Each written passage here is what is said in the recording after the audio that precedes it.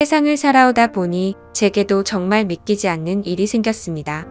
처음에는 숨 쉬는 것조차 힘들 정도로 충격이 커서 많이 힘들었는데 지금은 어느 정도 마음이 진정이 됐는지 숨만 겨우 쉬고 있을 정도입니다.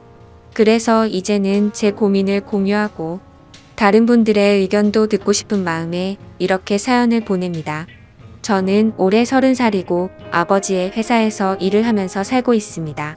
제 아내는 저와 동갑이고 가정주부를 하고 있었죠. 아내와의 첫 만남은 5년 전 일이었고 친구의 생일 파티에서 처음 만나게 되었죠. 그날 저는 약속 장소인 강남에 있는 술집으로 가게 되었고 약속 시간보다 많이 늦게 도착을 해서 저는 급히 들어갔죠. 가게 안은 많은 사람들이 모여서 시끌벅적 난장판이더군요. 그래서 저는 조금만 앉아있다가 추가만 해주고 가야겠다 라고 생각하면서 자리에 앉았습니다. 그런데 제가 자리에 앉은 지 10분도 지나지 않아서 술집의 문이 열리더니 정말 여신이라는 표현이 아깝지 않을 만한 그런 여성이 들어왔습니다. 누가 봐도 바로 알 수 있는 명품 백에다가 고급스러운 복장이 귀티가 많이 흐르더라고요. 그래서였는지 그때 그 시끄러운 와중에도 몇몇 남자들은 저처럼 조용히 쳐다보고 있다라는 걸 느낄 정도였죠. 그때 저는 바로 그 생각이 들었습니다. 그때 당시에 그 술집에는 저희 테이블 외에도 다른 손님들이 앉은 테이블이 많았었기에 저는 속으로 제 친구의 생일 파티에 온 사람이면 좋겠다라는 생각을 했습니다. 그런데 제 바람은 현실이 되어 주었고 그 여성은 제 친구에게 가볍게 인사를 하더니 제 앞쪽으로 와서 앉더라고요. 저는 낯선 사람들이 많은 자리는 별로 좋아하지 않는 성격이어서 처음에는 조금만 있다가 얼굴만 비추고 바로 가려고 했었습니다. 그런데 집으로 돌아가기는커녕 혹여나 제 자리에 누가 앉을까 봐서 화장실도 단 한 번도 안 가고 저는 그 술집에서 자리가 끝날 때까지 계속 그 자리에 앉아 있었죠. 그때 당시 저는 나름대로 여유가 넘치는 편이었습니다. 어릴 때부터 부모님의 재력 덕분에 항상 부족함 없이 자랐었고 지금 생각하면 참 부끄러운 얘기지만 부모님의 힘을 빌려서 외제차를 사서 타고 다녔었죠. 그래서 그때는 철이 덜 들었었죠. 뭔가 여유가 넘치는 척 있어 보이고 싶어서 저는 일부러 테이블 위에 차키를 올려놓고 있었습니다. 마주 앉았던 그녀는 차키를 봐서 그랬던 건지 제게 호감이 있어서 그랬던 건지 저에게 먼저 말을 걸어주더라고요. 지금 생각해보면 제가 여유가 넘쳐 보여서 그랬던 것 같다라는 생각이 들긴 하네요. 아무쪼록 그녀는 딱히 직업이 있었던 건 아니었고 모델 활동을 한다고 하더군요. 그래서 그때 당시에 저는 모델이라고는 패션 모델이나 레이싱 모델 뭐 이런 거를 생각했었죠.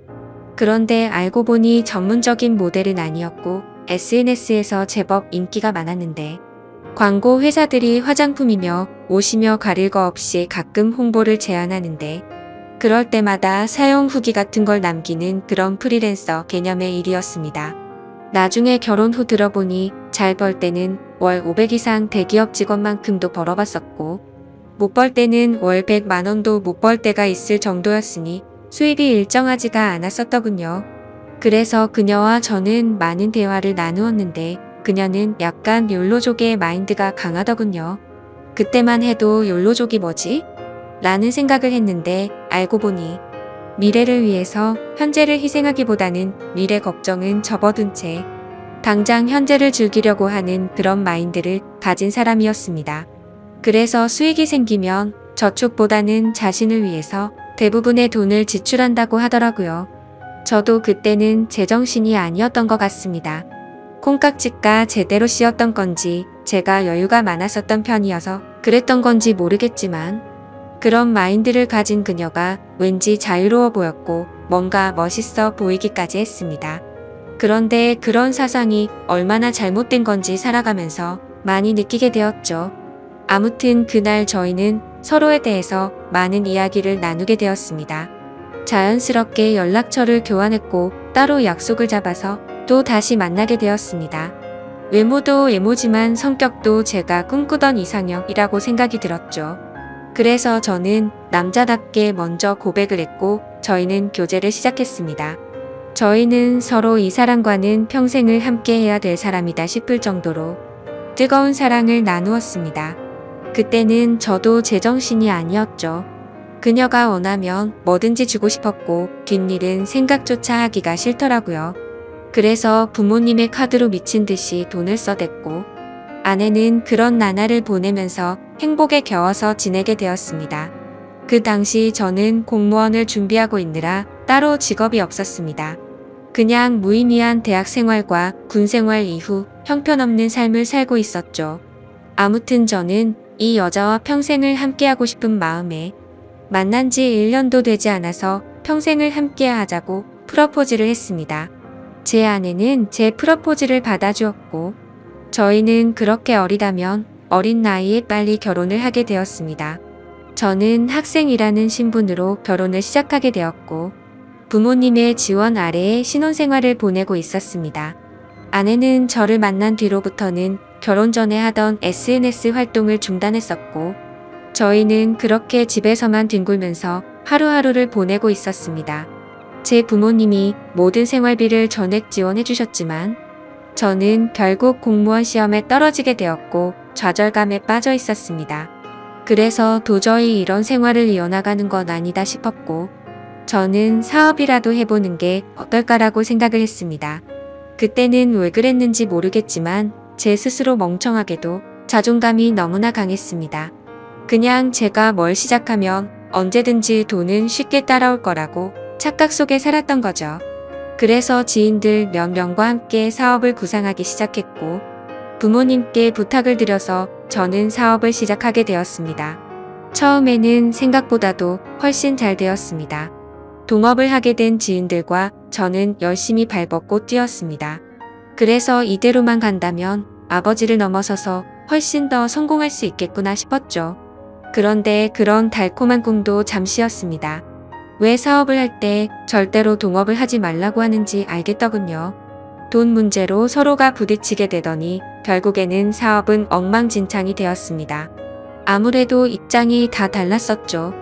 누군가는 자금을 투자했고 누군가는 발로 뛰었고 그러다 보니 굳이 서로가 필요 없는 존재로 여기게 되었고 분열이 되었던 거죠.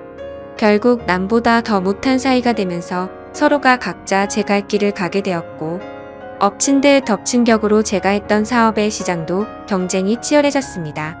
어떻게든 버티고 또 버텨봤지만 앞으로의 전망이 없다고 판단되어서 결국에는 사업을 포기하고 또 다시 백수의 길을 걷게 되었습니다. 그때부터는 점점 부모님 뵙기도 부끄러웠고 제 자신에 대한 자존감이 낮아질 대로 낮아졌습니다. 저는 신경이 날카로워졌고 그런 저를 걱정해 주시는 부모님과도 큰 싸움을 하게 되었습니다. 무슨 자신감인지 다 필요 없으니까 저한테 연락을 하지 말라고 하면서 부모님과 연락도 끊게 된 거죠. 부모님도 그때는 지칠 대로 지치셨는지 완강하셨습니다. 무엇보다도 아내는 그런 제게 엄청나게 불만을 가졌고 매일같이 짜증을 냈습니다. 지금 당장 우리 둘 다 수입이 없는데 그렇게 싸우면 우리 생활을 어떻게 하느냐고 말이죠. 그래서 저는 쓸데없는 자존심으로 내가 어떻게든 먹여 살릴 테니까 걱정하지 말라고 했고 그날부터 할 수 있는 일은 뭐든지 했습니다. 쓸 수 있는 게 몸뚱아리밖에 없다 보니 배달 대행도 해보고 대리기사도 뛰었습니다. 그렇게 1년 동안 겨우 입에 풀칠하면서 버텨갔지만 도저히 미래에 대한 비전이 안 보였습니다. 그래서 결국 저는 부모님께 사죄를 드리게 되었습니다. 그동안 실망시켜드린 죄스러운 마음을 보답하기 위해서 아버지 회사로 들어갔습니다. 아버지 회사는 동생이 대학을 포기한 채 사업을 돕고 있었고 동생이 그 사업을 이을 예정이었습니다. 저 또한 아버지의 뒤를 이을 생각으로 들어간 건 아니었고 그래도 하루 벌어 하루 먹고 사는 인생보다는 기술이라도 배우는 게 낫겠다 싶어서 들어가게 된 거였죠. 동생의 밑에서 일을 배워가며 했지만 기분이 나쁜 건 전혀 없었습니다. 1년 동안 더 뼈저리게 사회생활이 힘들다라는 걸 깨달은 덕분이었죠. 그래서 그동안 부모님 카드로 돈을 막무가내로 쓰던 지난해를 반성하게 됐고 오히려 그동안의 잘못을 뉘우치면서 저는 부모님의 신뢰를 얻기 위해 정말 열심히 살았습니다. 그렇게 하다 보니 좋은 결과들이 점차 뒤따라오기 시작하더라고요. 기존의 업체들보다 제법 규모가 큰 업체들이 운 좋게 거래처로 들어오게 되었습니다. 그 후 저의 출근 시간은 매일 새벽 6시가 되었고 퇴근은 저녁 10시 이후에 하는 생활이 이어졌습니다. 그런 생활이 이어지다 보니 자연스럽게 몸과 마음은 점점 힘이 들었죠. 하지만 과거 부모님 등쳐먹으면서 백수로 지낼 때보다는 훨씬 나았습니다. 항상 떳떳하지 못했던 제 자신이 이제서야 사람 취급받을 수 있겠구나 싶었고 제 스스로를 안도하면서 힘을 내고 있었죠. 이렇게 열심히 땀 흘려가면서 사는 게 맞구나 싶으면서 말이죠. 그때쯤에 아내는 휴대폰을 바꿔달라고 하더라고요. 그래서 저는 신규로 가입하는 게 저렴하길래 신규로 하나 사주었습니다. 제 아내는 연애 시절부터 그랬지만 항상 휴대폰을 손에서 놓지 않고 살았습니다. 여자들이 원래 핸드폰으로 이것저것 많이들 하니까 뭐 그러려니 했었죠. 그런데 힘들게 일하고 들어왔는데도 얼굴은 마주치지도 않고 대화할 틈 없이 매일같이 휴대폰만 보고 있는 게 못마땅하긴 했습니다. 그래도 예전처럼 돈도 펑펑 쓰게 못해주는데 그런 사소한 것까지 건들고 싶지는 않았습니다. 그렇게 힘든 하루하루를 보내고 있었는데 저는 최근에 업무가 과했던 건지 약간 몸에 무리가 오더라고요. 그래서 그날은 병원에 가서 검사를 받았고 영양제 주사를 맞고는 일찍 집으로 들어갔습니다. 그런데 집에 있어야 할 아내가 집에 없더라고요. 저는 아내에게 어디 갔냐고 연락을 했고 한참 동안 연락이 없었습니다. 평소에 항상 휴대폰을 분신처럼 끼고 사는 사람이 연락이 없으니까 뭐지 싶었죠. 그러다 저는 몸이 너무 좋지 않아서 저도 모르게 잠이 들었고 제가 연락을 한 지 거의 2시간이 지나서 아내에게서 답장이 와 있더라고요. 친정에 왔는데 잠깐 잠들었었다며 지금 집에 들어온다고 하더군요. 그래서 그때는 큰 의심 없이 그냥 그런가 보다 했습니다. 그러다 결국 사건이 터지고 말았습니다. 저는 병원을 다녀온 뒤로 무리하다가는 큰 일 생길 수도 있으니 주말에는 좀 쉬라고 하더군요. 그래서 모처럼 주말에 아내와 초저녁부터 외식을 하면서 술을 한잔하고 있었죠. 그렇게 한창 술을 마시다 아내는 화장실에 갔고 아내 가방에서 카톡 소리가 나더라고요. 저희는 연애할 때부터 서로의 휴대폰을 보지 않기로 약속했었는데 갑자기 무슨 생각인지 저도 모르게 아내의 휴대폰을 집어들어서 보게 됐습니다. 휴대폰은 잠금 상태가 되어 있었고 얼마 전에 아내 휴대폰을 사주면서 제가 등록해 두었던 패턴으로 풀어봤습니다. 아직 패턴을 바꾸지 않았는지 바로 풀리더라고요. 근데 카톡 내용을 보니 나와라고 와 있었습니다. 저는 그 메시지를 보는 순간 이건 뭐지 싶었죠. 누가 유부녀인 아내에게 이따위로 말을 하나 싶었고 기분이 더러웠습니다. 그래서 상대방의 카톡 프로필을 보니 50대 정도 되어 보이는 남자의 사진이더군요. 그때부터 뭔가 의심이 됐고 급속도로 분노가 치밀어 오르더라고요. 그래서 그 남자에게 곧장 전화를 했습니다. 그 많은 사람이 있는 곳에서 소리를 질렀습니다. 나의 지 남편인데 네가 뭔데 나오라 말하고 이따위 카톡을 보내냐며 욕을 했습니다. 그러자 상대방은 말을 더듬더라고요. 죄송합니다. 앞으로 다시는 연락 안 할게요. 정말 죄송합니다 이러더군요. 그래서 저는 뭐가 죄송하냐고 계속해서 추궁을 했죠. 근데 몇 분 동안이나 그 정신 나간 놈은 죄송합니다 라고만 할 뿐 제가 묻는 말에는 하나도 대답을 안 하더라고요. 그때부터는 더 이상 의심이 아니라 확신이 되었습니다. 아내는 잠시 후에 자리로 돌아왔고 저는 아내 휴대폰을 들고 있었습니다. 그 모습을 보고 아내는 곧바로 왜 남의 휴대폰 함부로 들고 있냐면서 짜증부터 내더라고요. 저는 헛웃음이 났고 아내에게 물었습니다. 뭐 숨기는 거 있냐고. 도대체 왜 그렇게 화들짝 놀라면서 화내냐고 물었죠. 아내는 휴대폰을 가져가서 자신에게 온 카톡 내용을 봤는지 잠시 생각하더니 말하더군요. 설마 오해하는 건 아니지? 라며 예전에 광고 의뢰하셨었던 사장님인데 연락이 온 거라고 하더라고요. 그래서 저는 너는 아는 사람한테 문자를 그따위로 보내는 사람 봤냐고 물었습니다. 그러자 아내는 그러게 이 사람 제정신이 아닌가 본데? 라며 시치미를 떼더군요. 저는 말했습니다. 내가 이미 그 사람한테 전화했고 그 사람이 다 인정하고 사과까지 했는데 끝까지 거짓말하려고 하냐고 말했습니다. 외도를 했다고 듣지는 않았지만 일부러 아내를 떠보려고 그렇게 말해봤습니다. 그러자 아내는 통화 내역을 확인하더니 조용히 있다가 미안하다고 하더라고요. 제발 그 말이 나오지 않기를 바랬습니다. 그냥 단순한 착각이길 바랬고 그 대답을 듣는 순간 피가 거꾸로 솟더라고요. 이게 미안하다고 될 일이냐고 말했고 그동안 있었던 일에 대해서 솔직하게 말하라고 했습니다. 지금부터 거짓말 하나라도 하면 연락 온 그놈 당장 찾아가서 다 엎어버리고 네가 한 짓도 너희 친정에 가서 다 말한다고 했죠. 그러자 아내는 그동안 있었던 사실을 말했습니다. 아내도 처음부터 이러고 싶지 않았답니다. 제가 배달 대행에 대리기사까지 하면서 한창 힘들게 지내던 때 자신도 도움이 되고 싶은 마음에 다시 SNS를 시작하게 되었다고 하더군요.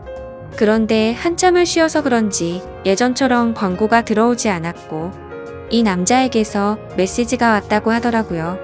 그냥 딸을 잃어서 너무 그리워서 그런데 만나서 밥만 먹어줄 수 없겠냐며 부탁을 들어주면 30만 원을 준다고 했다더군요.